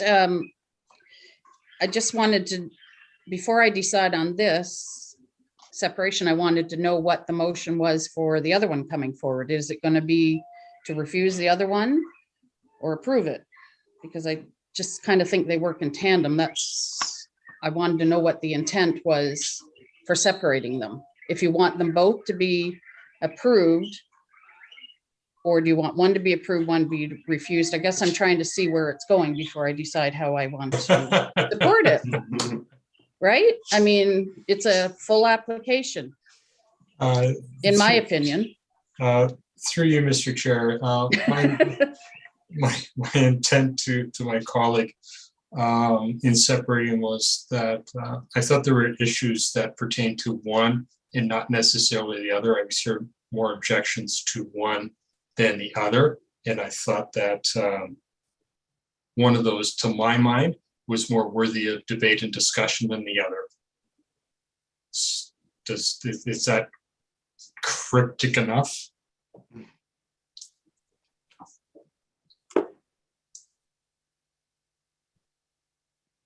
Yes, I do. I do appreciate looking at things holistically in the full picture.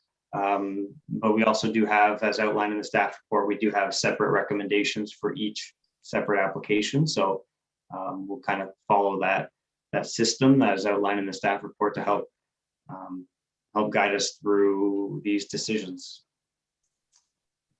Then, Mr. Chair, that we have a question on the floor, perhaps I could turn to my colleagues or even yourself and ask, why do you see these as a whole and not as separate items?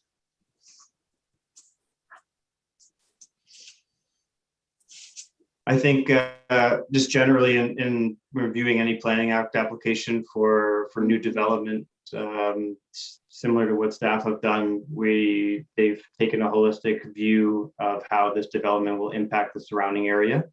So looking at it holistically with all these applications combined is important to help understand what that impact could be, or help understand kind of what the alternatives for development could be. That doesn't change the way that we'll be making our decision, however. So we're still kind of work our way through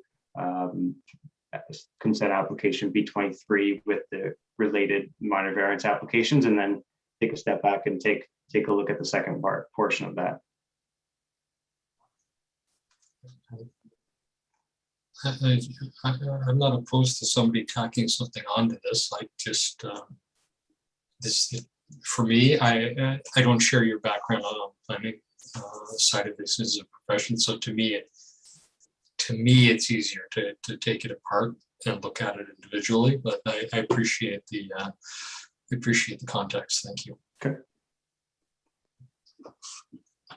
Any other comments on the motion that is on the floor? So just a reminder, the current motion that is on the floor is approval of consent application B23 and the related minor variance request is part of A40 2021. Any discussion on this motion?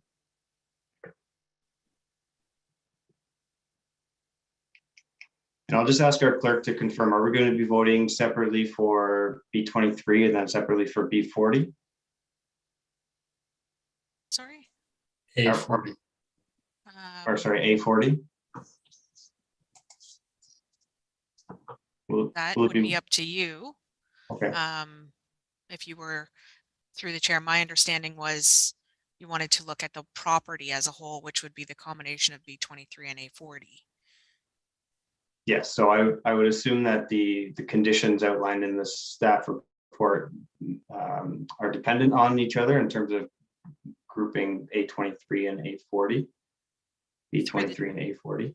Through the chair, not being super well versed in planning, my assumption would be that these clauses are interrelated, and I would not recommend separating them. Okay. Okay, so the decision that we will call is based on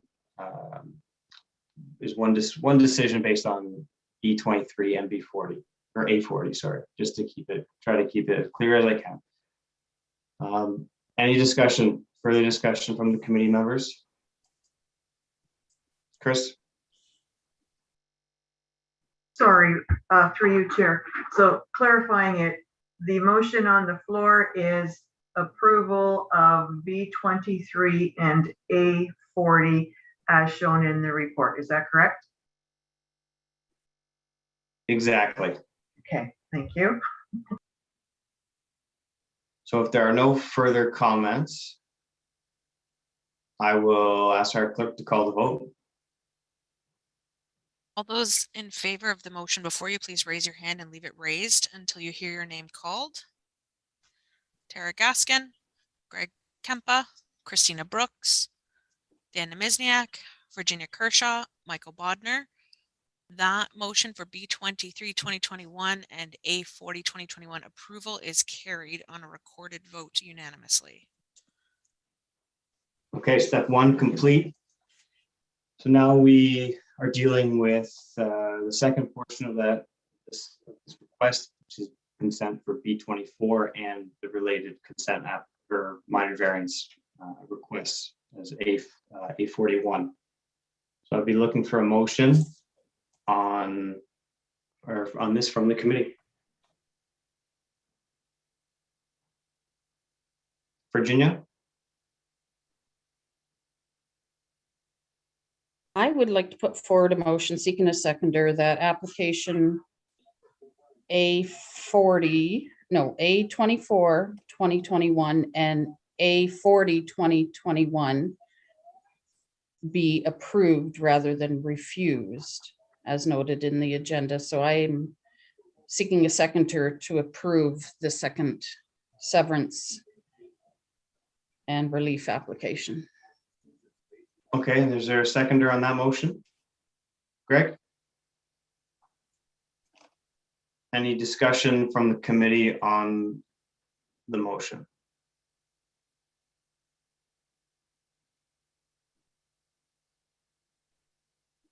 Michael? Just a point of clarification, should it not be B24 2021 and A41 2021? Yes, I believe those are the application numbers. I assumed that was the intent. And then I'll just ask the clerk again for some guidance on the timing of when we would provide a reason for going against staff's recommendation, obviously. Through the chair, the reasons for approval can be stated by the mover now, if she would like, and included in the original vote, or an amendment can be placed, or a secondary motion can be placed on the floor thereafter. But it looks like she's trying to get a chance to speak. Through you, Mr. Chair, I was just waiting to see if we had a seconder, but I'd like to point out too that item G, section G does note the wrong number. It says A40 2021. That's why I said the incorrect information. But the reason for approval is that we do feel that it is in keeping with the general intent of the official plan and zoning bylaw. The relief requested is, in our opinion, considered minor in nature and desirable for the appropriate development and use of the subject lands. That would be the reason for approval. Thank you for that. So I'll ask again if the committee members have any discussion or comments on the motion? And I see, I could just make the comment that my feelings on the application are adequately captured in Virginia's reason for recommending approval of the application. And if there's nothing further, I can ask our clerk to call the vote. All those in favor of the motion before you, please raise your hand and leave it raised until you hear your name called. Tara Gaskin, Greg Kempa, Dana Mizniak, Christina Brooks, Virginia Kershaw, Michael Bodner. Thank you. The motion to approve B24 2021 and A41 2021 is approved unanimously on a recorded vote. Okay. Thank you very much. I think we gave it the applications the time that it deserved to discuss and really consider all of the merits of the application. So appreciate you guys taking the time and to provide us with the information required to make a decision. So thank you very much. To the next item on our agenda. This is a minor variance application. The agent's MHBC planning. The property is 139 to 141 Charing Cross. The Trevor of MHBC planning has joined us. Trevor, welcome. Thank you. Good evening. The floor is yours. Okay. Introduce yourself and who you're representing. Good evening, members of committee and staff. Trevor Hawkins from MHBC. We are the agent for Long Holdings Incorporated, and they operated the retail store that was on the property for a number of years. The property is in the process of transitioning to a different use, which is the nature of the minor variance before the committee tonight. The property is located at the intersection of Charing Cross Street and Herbert Street. There's a building on the site, single unit building. It has parking on the Charing Cross side, but also on the north side of the building as well. In the official plan, city's brand new official plan, it's designated growth area and intensification corridor. That designation permits a range of uses, including retail and service commercial uses. Among those would be a grocery store. The property is zoned general commercial, and the general commercial zone allows also a range of commercial uses, including bakeries, meat stores, fresh produce outlets, specialty retailing, neighborhood convenience stores. So a whole range of commercial uses, which if you piece components of them together would equal what the new owner of this site intends to do. They want to operate what I've termed in my submission as a specialty grocery store. It's really just a specialty food store of a nature. It's not a grocery store in the sense that we all think of it. It doesn't have all the household items and some of the other non-perishable items that you would typically purchase at a Zehrs or a Sobeys or Freshco or similar. It's really more focused on meat and deli and fresh produce and particularly Asian ingredients that can be used to cook lots of fun dishes and dairy products. So it didn't quite fit into the exact nature of all the uses that are permitted in the C8 zone. But there is a section of the Planning Act that allows you to submit a variance where it's not specifically defined, but it generally meets, as I said, if you sort of mash together a number of those uses in the C8 zone, this is an appropriate example of using that provision of the Planning Act. I note that staff have written their report and are recommending approval, and we are in support of staff's recommendation. We think it's a great fit for the area. It's close to a lot of homes. People can walk to it. They can sample some of the great offerings that this store will have. We're just excited to bring it to the area to occupy a building that would otherwise be vacant with a new use that we hope will be appreciated by the community. Great, thank you, Trevor. Any questions from the committee to our agent? And I see no questions from the committee, so I will have Sarah, our planner, join us to present the recommendation.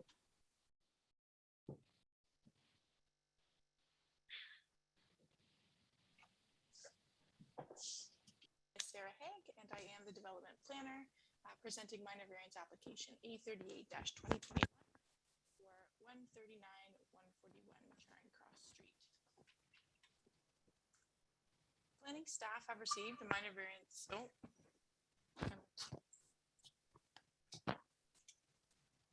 Is my mic still not working? It was a little fluttery at the beginning there, but it sounded like it was coming back around. Is it okay now? Yes. Okay, sorry about that. Planning staff have received a minor variance application to permit a specialty grocery store as a similar or like use to a meat store, fresh produce outlet, and bakery in the zoning bylaw 160-90 pursuant to section 45 bracket 2B of the Planning Act for 139-141 Charing Cross Street. The subject lands contain an existing commercial structure with 2 municipal addresses that have been functioning as one commercial unit. The lands are designated intensification corridor in the official plan and general commercial C8 in the zoning bylaw.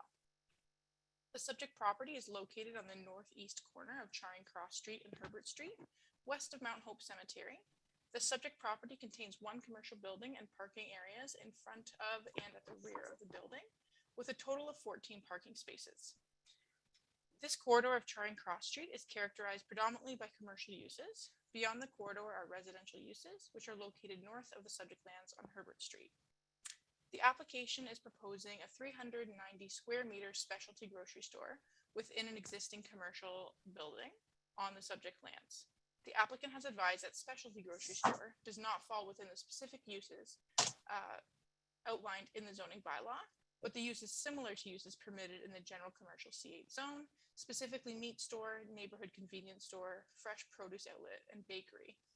Therefore, the applicant has applied for relief under section 45(2)(b) of the Planning Act, which permits the Committee of Adjustment to allow uses that are similar to permitted uses.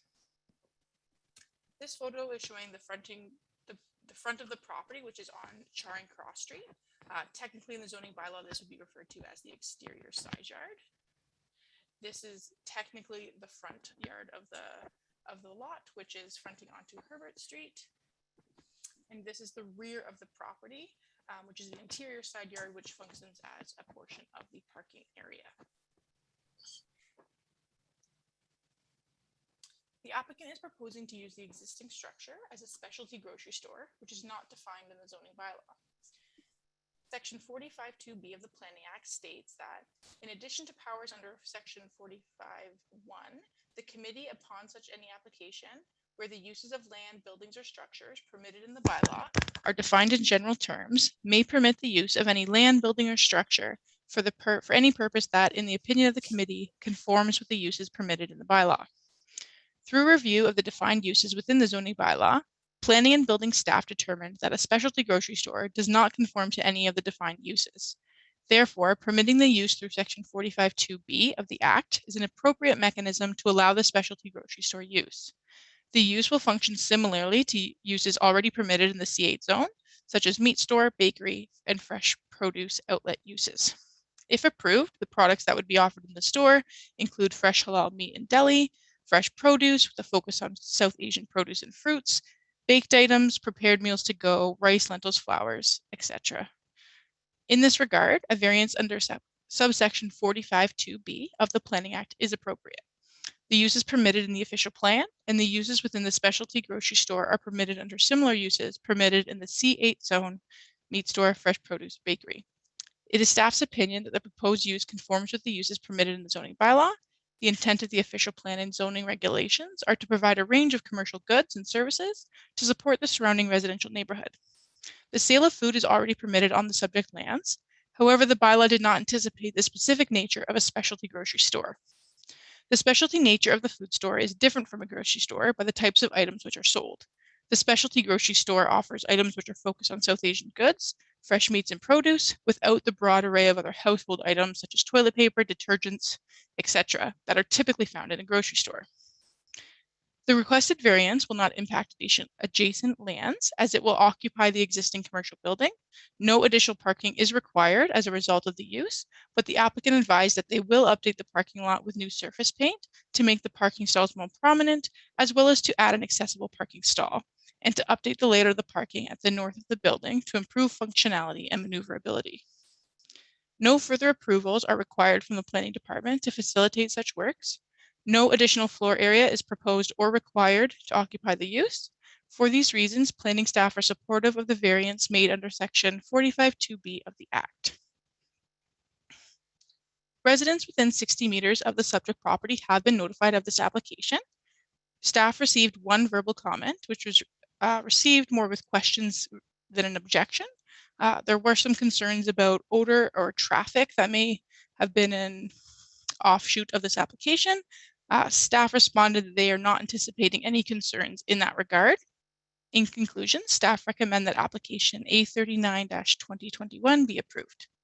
Thank you very much, and I'm happy to answer any questions. Thank you, Sarah. Do we have any questions from the committee to staff? I see no questions, so I will open up the public portion of this hearing and just confirm, again, apart from what Sarah has included in her presentation regarding some comments received, that there have been no residents registered to speak to this item.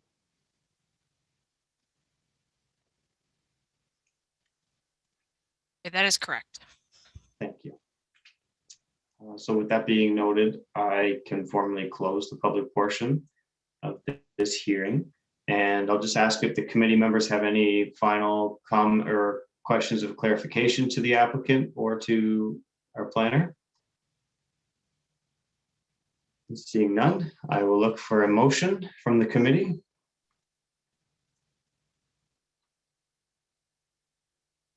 Chris? Through you, Chair, my motion is to approve application A39-2021 as reported in the report this evening. Okay, thank you. And a seconder? Greg? Any discussion from the committee on that motion? No discussion. We will have our clerk call the vote. All those in favor of the motion before you, please raise your hand and leave it raised until you hear your name called. Tara Gaskin, Greg Kempa, Christina Brooks, Michael Bodner, Virginia Kershaw, Dan Nemizniak. The motion is approved unanimously on a recorded vote. Excellent. Thank you, Trevor. Good night, everyone. Moving on, that concludes the items on our agenda. We do have a couple housekeeping items to kind of work through. So items for consideration is number 5. Item 5.1, the appointment of a secretary treasurer and a deputy secretary treasurer. Julia, you're waving your finger at me. Sorry, trying to get your attention through the chair. It's my understanding and discussion just recently with staff that there was necessary to have conditions of the consent. I think Mr. Muto could probably explain a little bit better in regards to item 3.2, the refusal that was approved, or the approval that was recommended refusal. If Mr. Muto could explain, and we can go from there. Thank you, Madam Clerk. To the chair, apologies there. We're multitasking on the fly and didn't realize that conditions were not attached to staff's or to committee's approval of staff's recommendation to deny or refuse. Those conditions would be similar to the conditions that staff were supportive of, save and except the requirement from the building department to demolish the accessory structure on those retained lands. So that would be the only other item or condition that would be necessary. Other than that, they would have the similar conditions as the one staff was supportive of. Okay, thank you, Joe. Is there anything that you would require further from the committee? I think that was our intention. We did have a little bit of a dialogue there related to conditions tying, everything together. Yeah. Thank you, Mr. Chairman. And quite frankly, I don't. We had no hesitation from the applicant and the consultant for the conditions that were associated to the staff supported application for consent. So I don't think they would have a concern with this, as well as a concern with the added condition related to the demolition of the accessory structure. Okay. Thank you. Back to item 5.1. This is the appointment of the Secretary Treasurer and Deputy Secretary Treasurer to the Committee of Adjustment. So I'll look for a mover and a seconder, Virginia. And a seconder, Michael. And I'll just have you, Virginia, read the items A, B, and C. Okay, no problem. As long as my dogs don't bark, we'll see. So A is that Sean House be removed as Secretary Treasurer, Committee of Adjustment. I understand he has a new position with the city. Good luck to him. Congratulations. And B, that Alexander Mathers be appointed as Secretary Treasurer for our Committee of Adjustment, and that Sarah Haig be appointed as the Deputy Secretary Treasurer for Committee of Adjustment. That's the motion to approve. Excellent. Any discussion on the motion? Other than congratulations, and I'm sure we'll still see lots of you, Sean. And I will now call the vote. This is not a recorded vote. So all those in favor, show of hands. Opposed? Carried. Item 6. This is the adoption of the minutes from the October 6th, 2021 meeting. Looking for a mover and a seconder. A mover, Virginia. Greg, seconder. Any errors or omissions in those minutes? Seeing none. So again, no recorded vote.